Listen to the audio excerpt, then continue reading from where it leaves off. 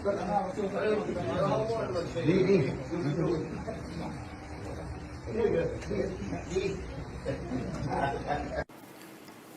jangan, kalau ada orang suruh minum air dari dukun, jangan minum.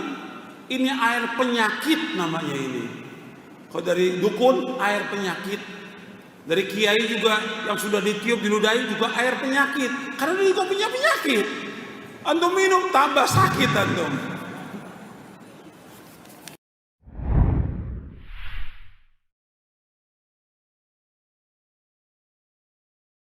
Orang itu setiap ketemu dia sama dia harus cium tangan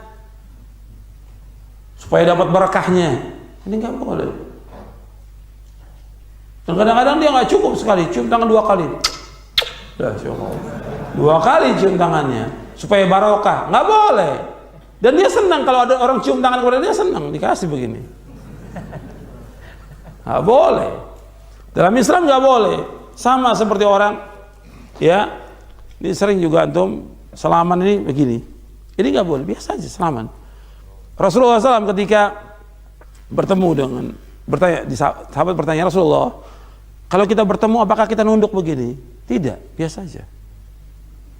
Kalau kita kan biasa sampai nunduk-nunduk begini, nggak boleh. Atau numpang-numpang begini, ya. Ini nggak boleh dalam Islam, tidak boleh. Tidak boleh dalam Islam. Ini ruku dan sujud itu milik Allah.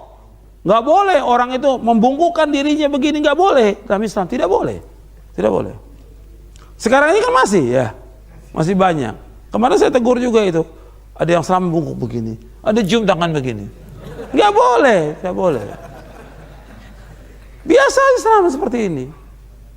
Jangan dibiasakan kita untuk membungkuk kepada orang lain, tidak boleh, tidak boleh dalam Islam. Jadi menghormat kepada guru biasa Islaman.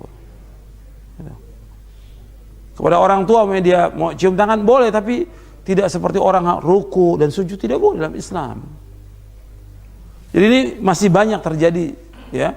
Apalagi kalau kita lagi ada duduk-duduk mau lewat, begini, ya.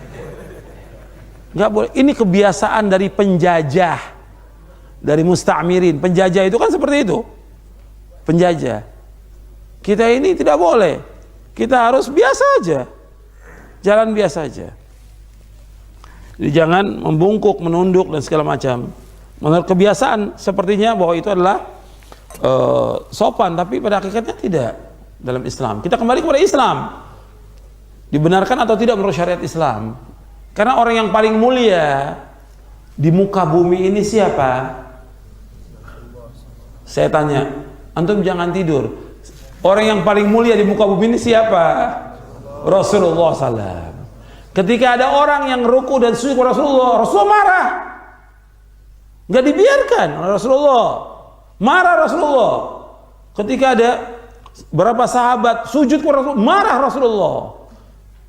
Sampai Rasulullah katakan, "Lau kuntu amiran ahadan ayasjuda li ahadin la amartul mar'ata tasjuda li zawjiha." Kalau seandainya boleh seorang itu sujud kepada seorang, aku akan suruh seorang wanita sujud kepada suaminya. Kalau boleh, tapi tidak boleh. Waktu itu mereka memberikan alasan, kenapa kalian sujud? Tidak boleh kalian sujud. Mereka hanya kepada Allah. Kata mereka apa? Ya Rasulullah, aku lihat orang-orang Nasrani sujud kepada pendetanya mereka. Tidak boleh kalian sujud. Baru Nabi sabdakan hadis ini, "Lau kuntu amiran ahadan ayyasjuda li ahadin la amartul mar'ata an tasjuda li zawjiha." Kalau seandainya boleh seorang itu sujud kepada seorang, aku akan suruh seorang wanita itu sujud kepada suaminya. Kalau boleh, tapi tidak boleh. Tidak boleh orang sujud. Karena apa? Ruku dan sujud milik siapa? Milik Allah. Allah berfirman dalam surah Al-Jin, wa annal masajida lillahi fala tad'u ma'allahi ahada. Dalam surah Al-Jin Allah berfirman, wa annal masajida lillahi fala tad'u ma'allahi ahada. Bahwasanya masjid-masjid itu milik Allah, tidak boleh kalian beribadah kepada selain Allah padanya. Masjid yang pertama adalah masjid, nggak boleh orang menyekutukan Allah padanya. Yang kedua, masjid artinya a'dha'us sujud, anggota-anggota sujud.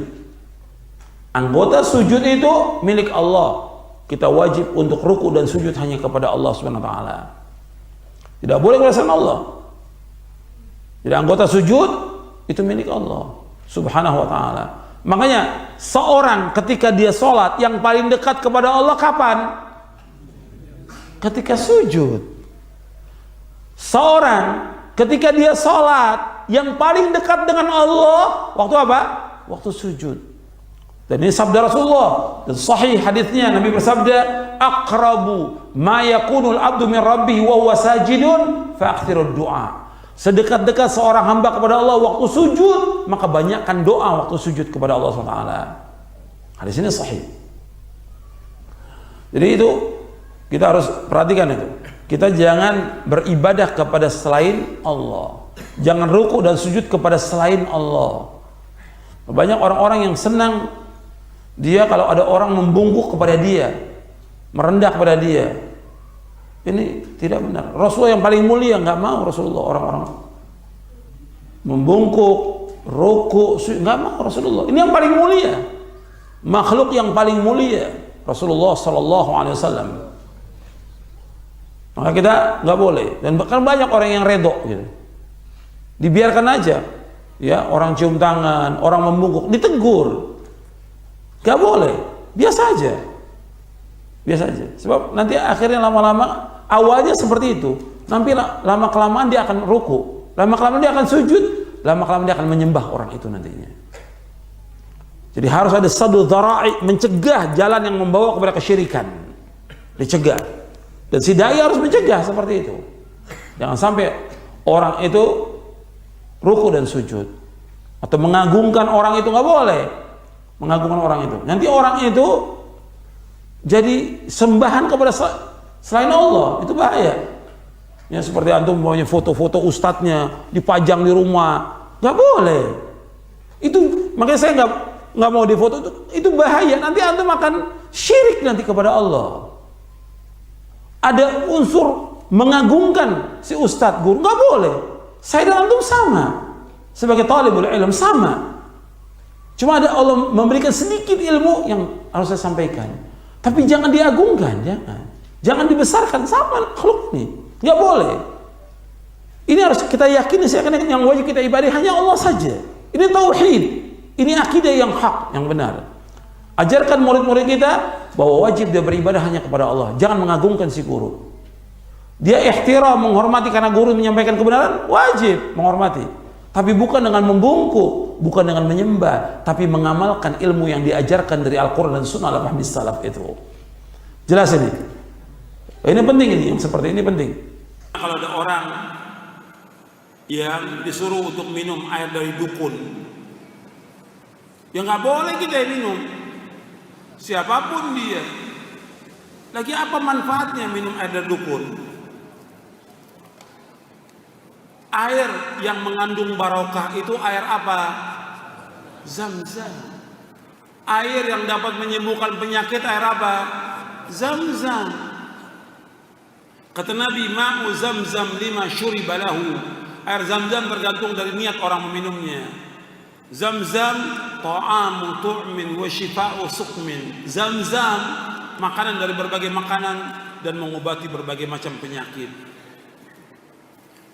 Ini jangan, kalau ada orang suruh minum air dari dukun, jangan minum. Ini air penyakit namanya ini.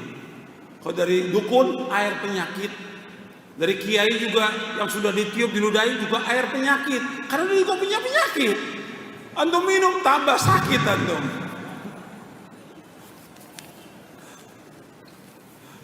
Jadi yang disuruh oleh Nabi SAW minum air apa? Zam-zam. Kalau kita umroh atau haji bawa air zam-zam. Ini mengobati penyakit, air yang barokah. Zam-zam itu. Air hujan juga barokah. Allah sebutkan dalam Al-Quran. Wa anzalna minas sama'i ma'an mubarakah. Kami turunkan dari langit air yang diberkahi. Air hujan barokah. Tapi yang tentang yang air yang diminum oleh Nabi Muhammad dan para sahabatnya air zam-zam. Air zam-zam. Dan mengobati penyakit. Ibnul Qayyim Al-Jauziyah itu pernah sakit parah di Mekah, minum zam-zam sembuh. Jadi berobatnya dengan melaksanakan ibadah kepada Allah. Dengan apa? Dengan umroh, dengan banyak tawaf, doa di sana, minum zam-zam. Bukan pergi ke Cina, bukan.